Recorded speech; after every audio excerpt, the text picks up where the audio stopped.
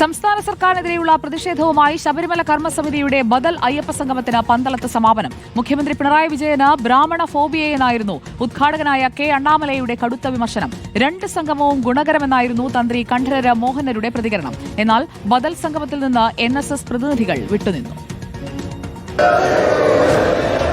പമ്പയിൽ ദേവസ്വം ബോർഡ് നടത്തിയ ആഗോള അയ്യപ്പ സംഗമത്തിന് മറുപടിയെന്നോണമാണ് ശബരിമല കർമ്മസമിതിയുടെ ബദൽ അയ്യപ്പ സംഗമം. മുഖ്യമന്ത്രി പിണറായി വിജയനെതിരെ രൂക്ഷമായ വിമർശനമുന്നയിച്ചായിരുന്നു ഉദ്ഘാടകനായ കെ അണ്ണാമലയുടെ പ്രസംഗം. മക്കളെ ഏമാറ്റി அரசியல்ல ஓட்டை வாங்குவதற்காக ஒரு நிகழ்வு இங்க போடுறாங்க என்பது தெல்ல தெளிவாக நமக்கு தெரியும். ആഗോള അയ്യപ്പ സംഗമത്തിൽ പങ്കെടുത്ത NSS ബദൽ സംഗമത്തിനെത്തിയില്ല. എന്നാൽ ആഗോള അയ്യപ്പ സംഗമം ബഹിഷ്കരിച്ച പന്തളം കൊട്ടാര പ്രതിനിധികൾ ബദൽ സംഗമത്തിന്റെ മുഖ്യ സംഘാടകരായി.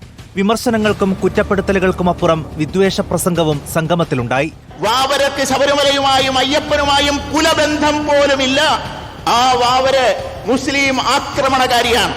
രാവിലെ നടന്ന സെമിനാറിലും ഹിന്ദു ഐക്യവേദി നേതാക്കൾ സർക്കാരിനെതിരെ രൂക്ഷ വിമർശനം ഉന്നയിച്ചിരുന്നു. എന്നാൽ രണ്ട് സംഗമവും ഗുണകരമാകുമെന്നായിരുന്നു തന്ത്രി കണ്ഠരര് മോഹനരുടെ പ്രതികരണം. രണ്ട് ഭഗവാനെ ഉദ്ദേശിച്ചാണ് നടത്തിയത്. അതിൽ ഞാൻ പങ്കെടുത്തു. വളരെ സന്തോഷം.